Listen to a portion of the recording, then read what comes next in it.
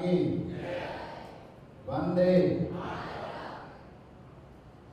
77 one महोत्सव प्रसंगे पूरा गुजरात में प्रकृति पूजन नो अवसर आ एक ऋषि मुनि आपेलू चिंतन है। ये चिंतन ने कन्हैयालाल मुंशी जेवा महान तत्व चिंतके आपने भेट आप्યું। आ प्रसंगे उपस्थित भाई श्री जल्दीभाई पटेल, धारासभ्य श्री माणसा,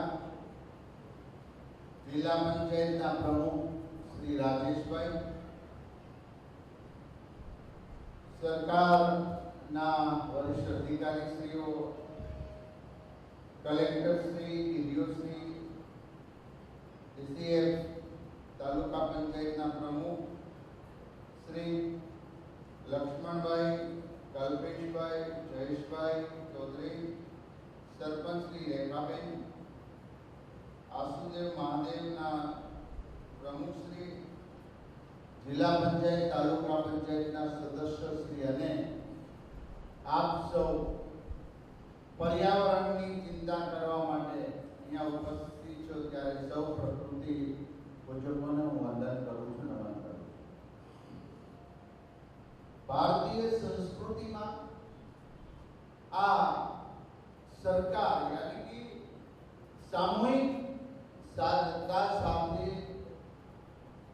वनीकरण श्रेष्ठ जतन અને એમનો વિસ્તાર આ વન મહોત્સવમાં આપણે સંકલ્પ કરીએ છીએ એ સાકાર થઈ ગયો।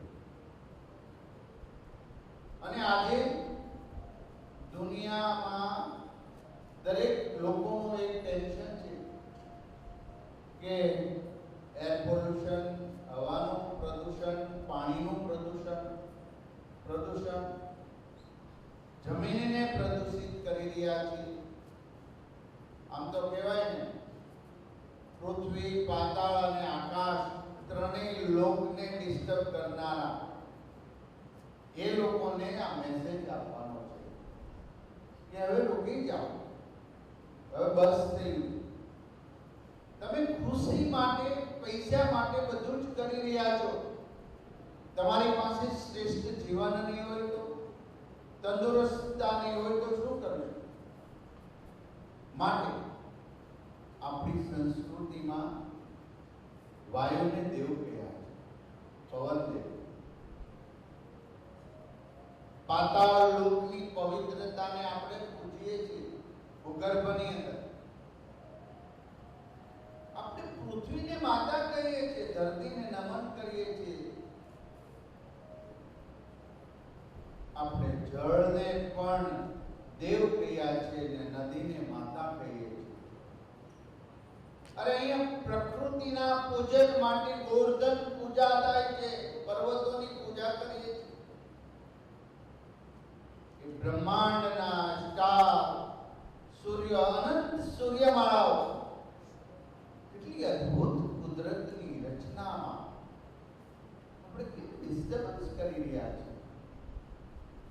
જે પવનને હું દેવ કહી રહ્યો છું એમાં પ્રદૂષિત હવા છોડાય નહીં અને આમાંના છોડનારા કોઈ બેઠા નથી, છતાં પણ આ વાત, આ સંદેશો એમને આપણે આપી।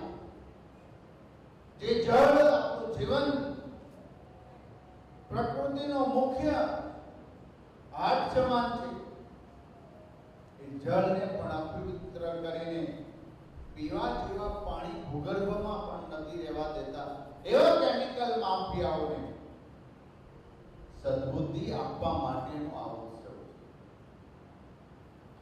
પૃથ્વીને માતા કહીએ છીએ ને આજે અનેકની પણ હજારો કૃષિ પરિવાર, ખેડૂત પરિવારો એ પ્રકૃતિ ખેતી તરફ વળ્યા છે। હવે અમે દવાનો છંટકાવ કે ખાતરનો એટલો બધો ઉપયોગ કરવાના જ નથી જેથી કરી મા ધરતીને અમે નુકસાન પહોંચાડે। 5000 વર્ષ પહેલા ભગવાન કૃષ્ણે કુરુક્ષેત્રની ધરતી પર કહ્યું હતું, વૃક્ષમાં પીપળો પણ. અને સંકેત આપ્યો હતો, વનસ્પતિ પણ જીવ છે. આપણા વૈજ્ઞાનિકોએ પછી તો હમણાં જ સાબિત કર્યું, 5000 વર્ષ પહેલા પ્રકૃતિમાં પીપળાનો વૃક્ષ મોટો.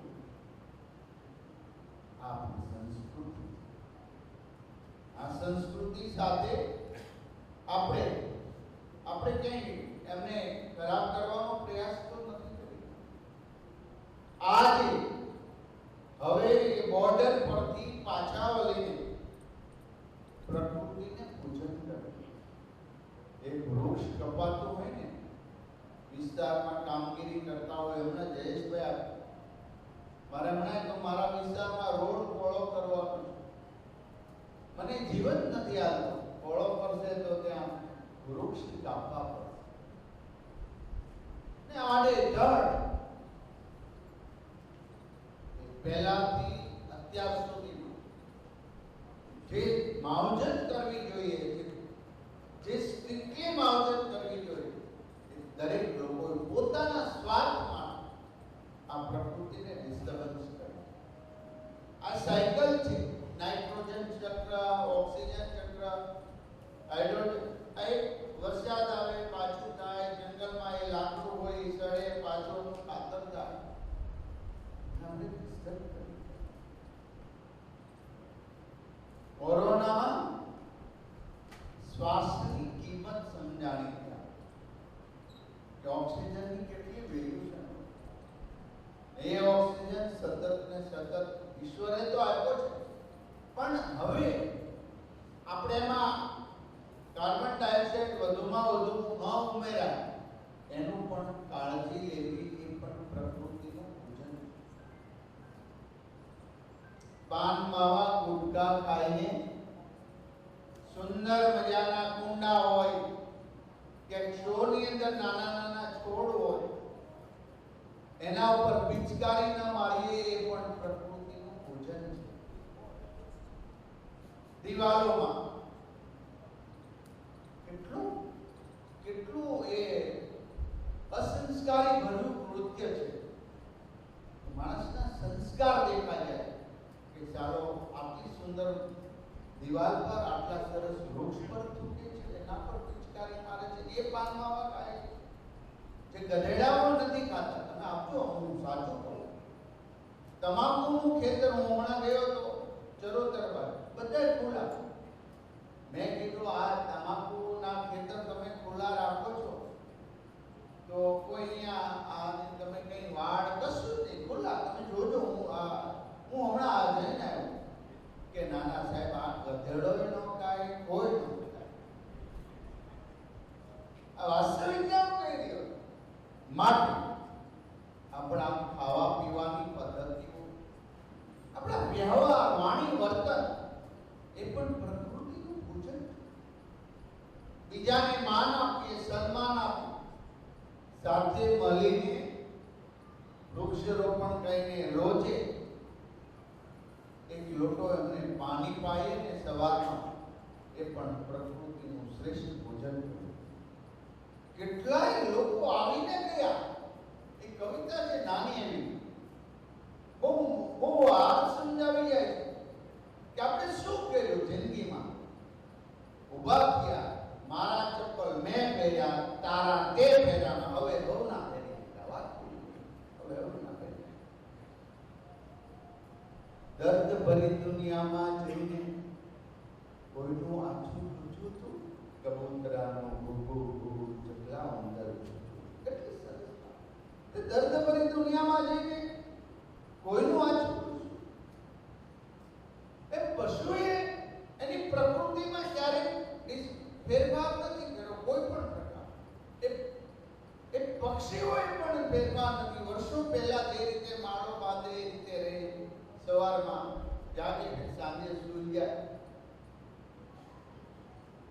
ક્યારે આપણે સાંભળશું એ ચકલીનો ચી ચી ચી, એ કોયલનો ટહુકો, એ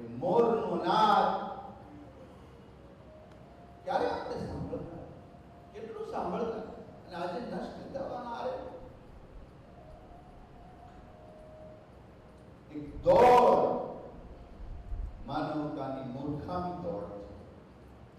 યાદ રાખો, મૂર્ખામી દોડ. માટે દ્રઢ સંકલ્પ એટલા જ બેટા આપણે એટલું જ કરવું છે. આપણે કોઈને સુધારવા માટે નથી આવ્યા. આજે દ્રઢ સંકલ્પ કરી મારા ઘરે ખેતરમાં વાડામાં જેટલા વૃક્ષોનું જતન કરી હું નવા વૃક્ષ વાવું છું. આદરણીય નરેન્દ્રભાઈ મોદી સાહેબે મન કી બાતમાં આપણા વિસ્તારની અંદર થયેલા વૃક્ષારોપણની પણ વાત કરી. અમિતભાઈ શાહ સાહેબ જેવા રાષ્ટ્રીય નેતા જેના રોમે રોમમાં રાષ્ટ્રપ્રેમ ભર્યો છે એવા આ વિસ્તારના સાંસદ છે. એમણે સૌથી વધુ વૃક્ષ વાવવાનો રેકોર્ડ કર્યો. આ એમ જ ન હોય સાહેબ. આ દેશદ્રષ્ટિ નેતાઓ છે. ભવિષ્યનું જોવે છે કે આવનારી આપણી પેઢીને શું આપવું. એક ઇન્ફ્રાસ્ટ્રક્ચર, બંગલો, સારા ફ્લેટ, કાર, ગાડી જે તો આ સાયકલને ડિસ્ટર્બન્સ કરવાનો પ્રયાસ અનેક પાસાઓથી થયો. એ ઘણીવાર એવું કે મોટો આ કરે છે કે આપણે શું કરવાનું. તો દ્રઢ સંકલ્પ એ પણ કરીએ કે આજે વ્યસન મુક્ત બનીએ. મારી ખાવા પીવાની પદ્ધતિઓ આજે હું જોઉં છું નાના ટાઉન પ્લેસ પર મને અત્યારે સતત વિચાર આવે કે આ ભેળસેળિયાઓના ચાલાને કેમ સીધા કરવા. આ ભેળસેળિયાઓને શું દંડ દઈ શકાય. આ ભેળસેળિયાઓને ભગવાનનો ડર નહીં હોય. આ ભેળસેળિયાઓને ગરીબ ઝૂંપડીની અંદર ગાનારા એના માટે હું આવું બનાવું છું એ ડર નહીં હોય. આવા અસંસ્કારી લોકોના લોહીની અંદર ટીપે ટીપું સંસ્કારથી ભરેલું છે. એમાં આપણે બહાર આવવાનું. ગરીબ નથી અમે, દિલના અમીર છીએ. અમારી દાતારી શ્રેષ્ઠ છે. માટે આજે નાના ટાઉન પ્લેસમાં દીકરીઓ બેઠી છે અને બધા ગામના પરિવારજનો આજે ટામેટાનો સોર્સ આવે છે ને એ સોર્સ માટે પાણીપુરીની લારી, સેન્ડવિચ વગેરે ખાતા આજથી બંધ કરી દેજો. આ સોર્સ અમે તો કરી રહ્યા છીએ પણ સમાજે લોકોએ સરકારના એ આંદોલનની અંદર સૌથી વધુ અમને સહયોગ કરવો જ પડશે. હું ખાઈશ જ નહીં, હું એવું હલકી વસ્તુ લઈશ જ નહીં. તો પણ એ પ્રકૃતિ અને પર્યાવરણનું પૂજન છે. તમારું શરીર તમે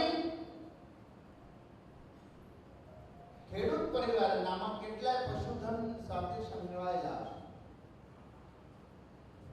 3 લીટર દૂધ, 3 લીટર કે 4 લીટર કે 5 લીટર કેટલું દૂધ બાળીને માવો કરી શકાય એ તમને ખબર છે. આજે ઘરે માવો બનાવીએ તો પણ 300 રૂપિયા કિલો પડે છે. જે 170 રૂપિયા 180 રૂપિયા કિલો માવો આપનાર પાસેથી પણ ખરીદવો નહીં. આ ભેળસેળિયાઓ અસંસ્કારી લોકો છે. આ યાદ રાખો. અમે તો ઝપાટા ભેળ જે ઝપટે છે તેને લઈ લેશું પણ આટલું મોટું જેની અસંસ્કારિતા ફેલાવી છે આવા બદમાશો પાઠ ભણાવવા માટે સમાજ પણ આગળ આવે. આ કોઈ સરકારની કે વાયવાઈની વાત નથી.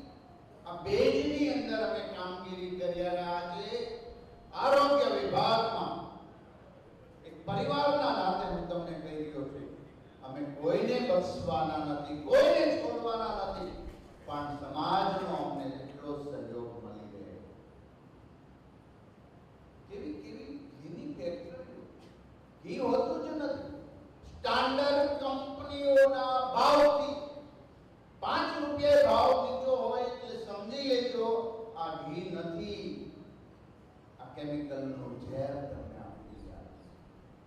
એ માવો હોય 170 200 રૂપિયા 250 રૂપિયાના કિલો તો તમે સમજી લેજો આ ઝેર આપી દે.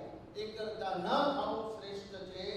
આવું ખાઈને કેન્સર વગેરેની બીમારીઓ આપણે નોંધી રહ્યા છે.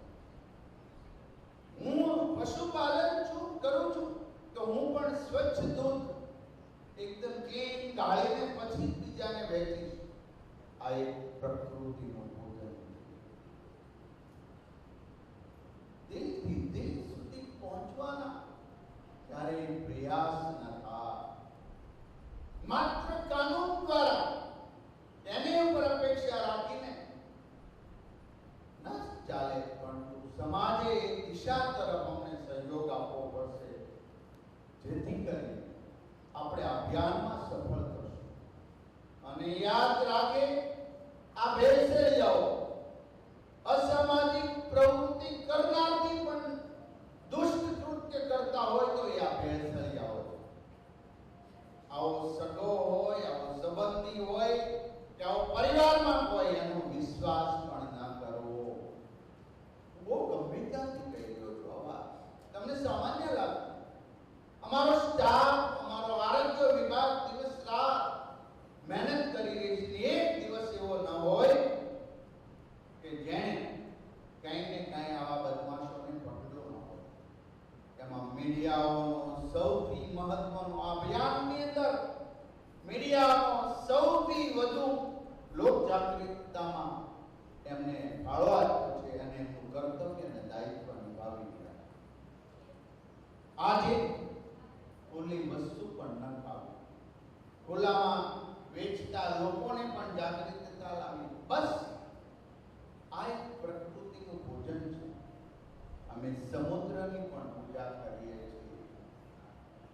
સમુદ્ર તોફાને ચડ્યો હોય તો અમે રિક્વેસ્ટ કરીએ છીએ, નાળિયેરની ચૂંદડી એમાં નાખતા. વર્ષોની પરંપરાઓ છે, આપણી શ્રેષ્ઠ પૂજા અર્ચનાઓ છે.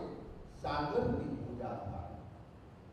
આવું દિવ્ય અને તેજસ્વી સંસ્કૃતિના વાહકો આપણે નાના છીએ જ નહીં, આપણે એક સાથે મળી બધા જ લોકોએ દ્રઢ સંકલ્પ કરી, હું મારા જન્મ દિવસે વૃક્ષ વાવી, આ માં એક પેડ માકે નામ વૃક્ષ વાવી અને આ વૃક્ષનું જતન કરીએ. સાચો વન મહોત્સવ ઉજવો.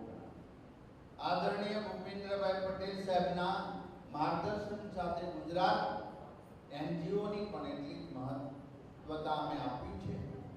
એનજીઓ સાથે ટાઈપ કરીને ગુજરાતને હરિયાળો બનાવવામાં અનેક પ્રયાસો થઈ રહ્યા છે, જેમાં સદભાવના તમે જોતા હશો. ગ્રીન એમના ટ્રી ગાર્ડના ગ્રીન કલરથી ને સદભાવના પૂરા ગુજરાતમાં કોઈ એવું ટાઉન પ્લેસ કે શહેર ન હોય ત્યાં સદભાવનાનું બોર્ડ ન વાંચીએ.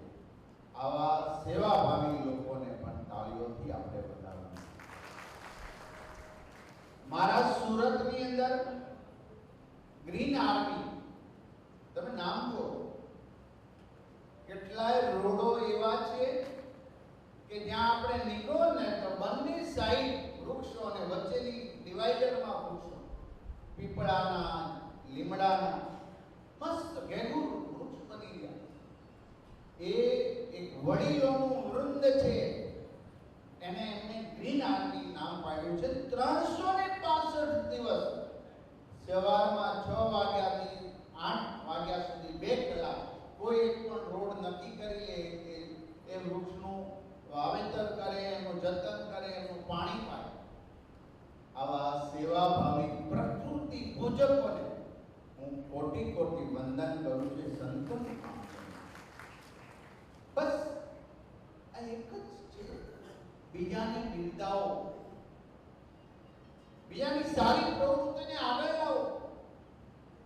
ગામની અંદર દરેક જ્ઞાતિના, સમાજના લોકોનું સન્માન હોય. આ સન્માન પ્રકૃતિનું પૂજન કરતા હોય. સાહેબ, સ્વર્ગ જાત છે, સ્વર્ગની કલ્પના માટે જ્ઞાતિવાદ, જાતિવાદ, પ્રાંતવાદ, ભાષાવાદથી પર રહી માનવતાવાદના એ પ્રજ્વલિત યજ્ઞની અંદર જેમણે જ્યારે નરેન્દ્રભાઈ મોદી સીએમ સાહેબ હતા એમણે પ્રજ્વલિત કર્યો છે વિકાસનો યજ્ઞ, એમણે પ્રજ્વલિત કર્યો છે વન મહોત્સવ, એમણે પતંગ ઉત્સવ આપ્યા છે. માં જગદંબાની આરાધના માટે નવરાત્રી ઉત્સવ પણ એમણે આપ્યું છે. સરકાર સાથે સમાજનું ઇન્વોલ્વમેન્ટ જરૂરી છે. તો સરકારનું કામ દીપી અહીંયા પરિવારજનો આ એક ઐતિહાસિક સ્થળ છે અને આજે શ્રાવણ મહિનો છે અને શ્રાવણ મહિનામાં તમારી આસ્થાઓને ઠેસ પહોંચાડનારા એ ભેળસેળિયાઓને પણ આપણે કહીએ છીએ કે રોકી જાઓ. અમારી ટીમ તો કરી જ રહી છે, પણ તમે સામૂહિક સાથે અમને યોગદાન આપો. એમની સાથે એ મહાદેવને હું કોટી કોટી વંદન કરું છું. સૌ સ્વાસ્થ રહે, વ્યસન મુક્ત રહે, જ્ઞાતિઓના વાડાથી પર રહે, રાષ્ટ્રવાદ એ મંત્ર બને. ત્યારે વસુદેવ કુટુંબકમનો નારો દુનિયાને આદરણીય નરેન્દ્રભાઈ આપ્યો છે એ સાર્થક થશે. અહીં વનમુખ વિભાગના તમામ કર્મચારી પરિવારને હું શુભેચ્છા પાઠવું છું. અસ્તુ ભારત માતા કી જય. ખૂબ ખૂબ આભાર માનનીય મંત્રી શ્રી શ્રીમાન પ્રફુલભાઈ પાનસરી.